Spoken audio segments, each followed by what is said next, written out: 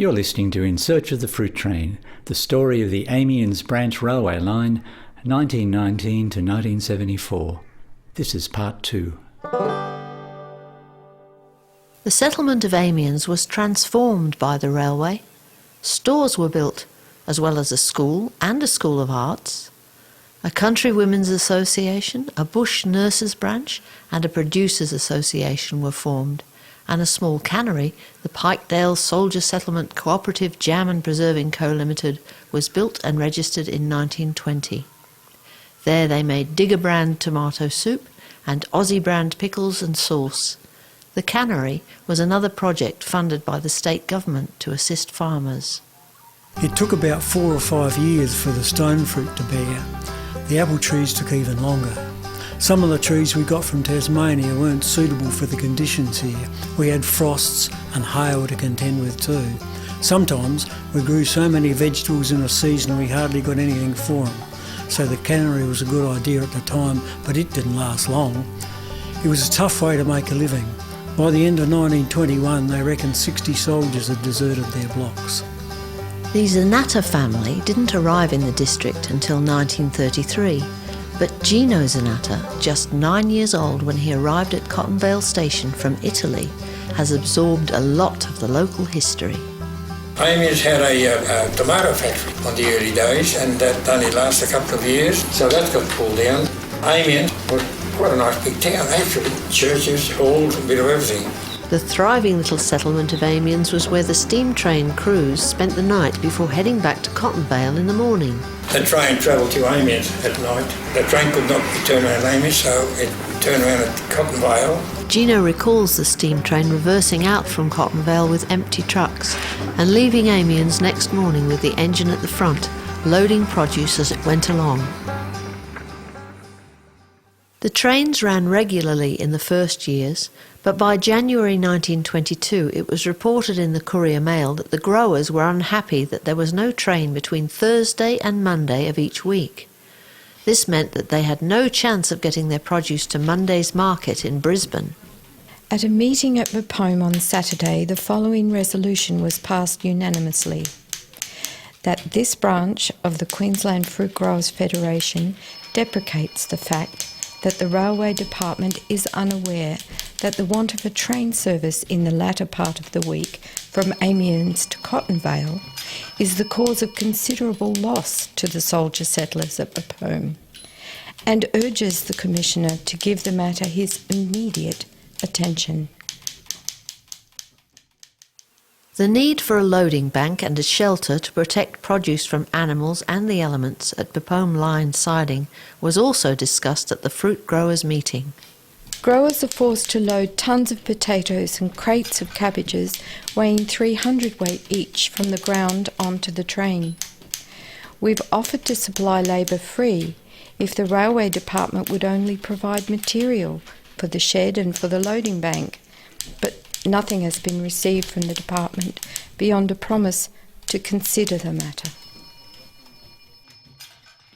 Growers continued to campaign for better services along the line. In September 1925, J. L. McMahon, secretary of the Pozieres Local Producers Association, began a long correspondence with Railways Commissioner Davidson, requesting that a goods shed be built on the siding at Bullecourt. Bullecourt siding was also unfenced, and produce left there for the train to pick up was liable to be eaten by marauding stock. McMahon's request was refused due to low traffic.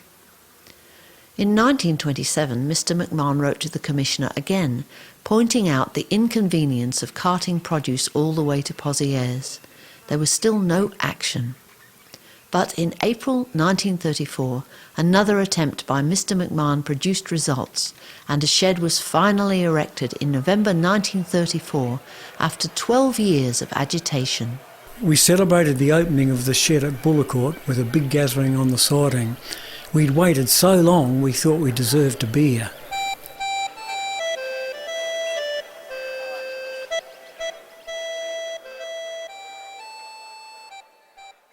The branch line was also a lifeline for communication to the farmers in the district.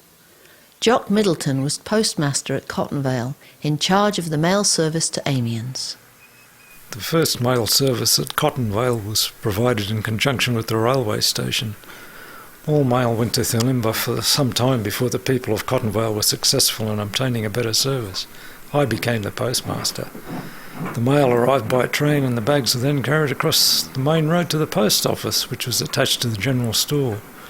From there a mail service to the soldier settlement was conducted. The mail was sorted into the requisite bags and sent off on the next train to Amiens. Enid Hamilton was born in 1921 and has lived in the district all her life. The village of Cottonvale suddenly became very important when the line was opened. Cottonvale had become a junction where they could shunt the trucks around. The railway line, that line to Amiens, went across not far from the top of my father's place. When we went to Sunday school, we used to just duck up through the back of our paddock and up onto the railway line, because we'd have to climb through the fences. When the clearing had been done, it had created a cleared track along where you could walk or even ride a bike. So the people who lived out at Fleur Bay and out towards Pozieres, mostly the young people, they had no other way of getting round except walking or on bikes. And most of them had a bike. Actually, we had feet. They were handy and we just walked that way, or ran if we were in a hurry. The sleepers were never put in the same distance apart, so you could even get a good stride up. They weren't the right distance for little legs. We used to try walking along the line itself to see how far we could balance. But it didn't work either. It was too hard. Not long after the soldier settlements began, many Italian immigrants arrived in the Granite Belt.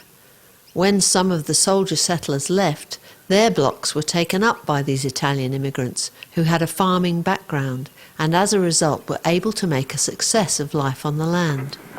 The railway was as much a lifeline to the new farmers as it had been to the soldier settlers. Well, we had one train in the winter. The train used to come up in the evening and go back in the morning. Once a week in the winter. During the summer we had 3 trains. They'd all come up in the evening. They used to stay at Amiens at the end of the railway and go in the morning. Elsie Mengel became station mistress at Amiens Station in 1950. Her daughter, Marlene Muir, remembers the generosity of the Italian farmers. It was a freight train, not a passenger train. Freight went out and freight came in. A lot of the local Italian growers used to get freight in from up north. They used to get fruit, mangoes, etc. They were always so generous. They always shared whatever came down with Mum. They always gave her something out of their boxes. The Mengel family lived at the Amiens station house. Marlene recalls, My mum was the station mistress from 1950 through to when the line closed. The line changed over the years. It was quite busy in the early years. It faded off towards the end as transport began to take over. When the trains were still pulled by steam engines, the train would arrive at night. The crew would sleep over and the train would set out next morning. Sometimes there would be small, excited passengers on board. I remember the trains coming at night. They would arrive probably 10 o'clock at night and leave the next day after they'd been loaded. We used to ride the train from Amiens through to some of the sidings when my dad was the COD loader, and then we'd get a ride back home. But we had to have permission from Mum as the station mistress, the guard on the train, and of course Dad to drive us home. We used to get on at Amiens after the train had been loaded. Sometimes we'd go through to Cottonvale, but mostly it'd be just the last siding and come home with Dad. There was the train driver, the fireman, the guard and the porter. The guard had his own wagon, so he was in there. Often the porters were with him. If there was a carriage or a section of the carriage that had a passenger area, we'd be in that. Mrs. Mengel was in charge of the station and of the quarters where the crews stayed. She used to do the linen for the beds, make the beds, set it all up, keep it clean. It was a big job. And raising 4 kids, yes, it was a big job. The trains stopped coming at night too when they changed from steam to diesel, because the diesel trains were that little bit faster, so there was no need for them to stay overnight. And After that point, the quarters were dismantled.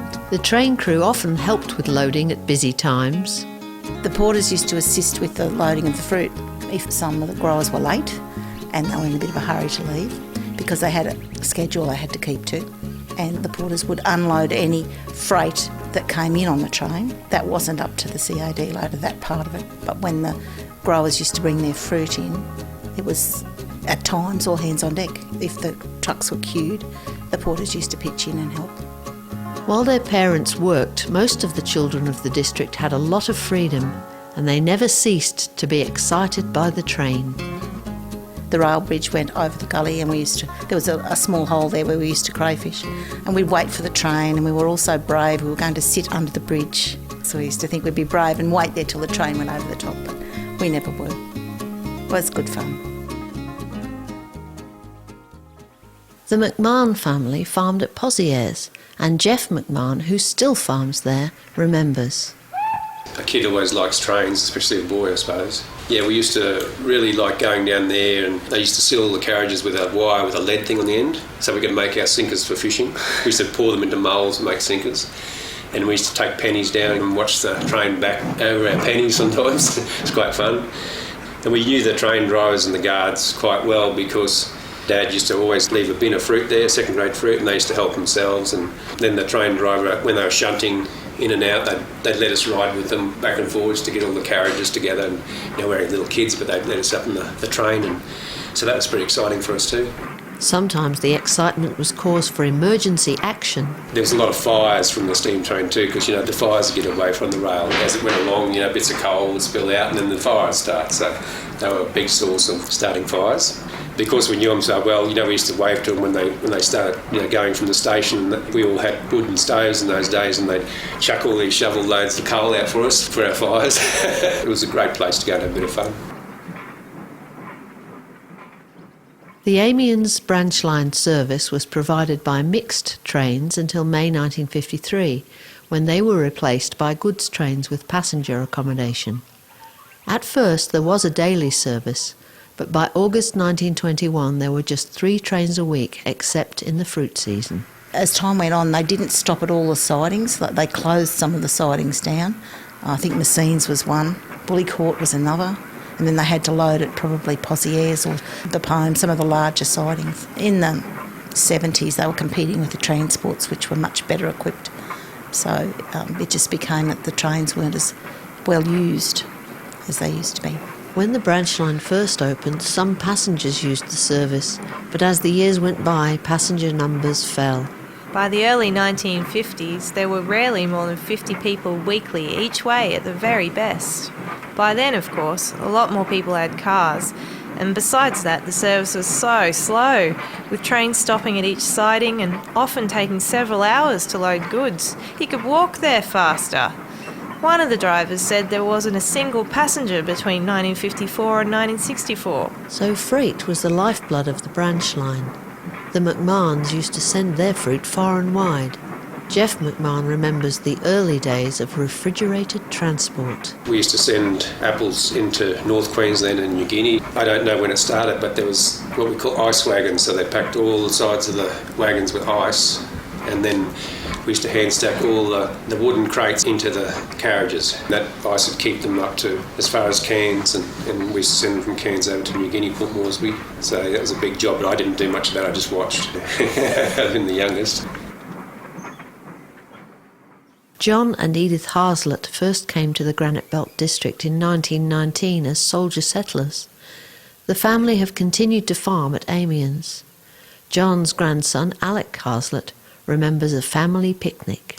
One evening, my parents, for whatever reason, must have wanted to make sure that we had faith in their judgment or something. Anyway, they took us for a picnic on one of the bends up near the sawmill, and the train duly came, and we were sitting on a rug dead in line with the train track, and this big puffing beast with a big light came hurtling along, and I was ready to scuttle off, but Dad says, "Come on, have faith, son." So we sat there, and the train, it did turn and missed us, and we survived.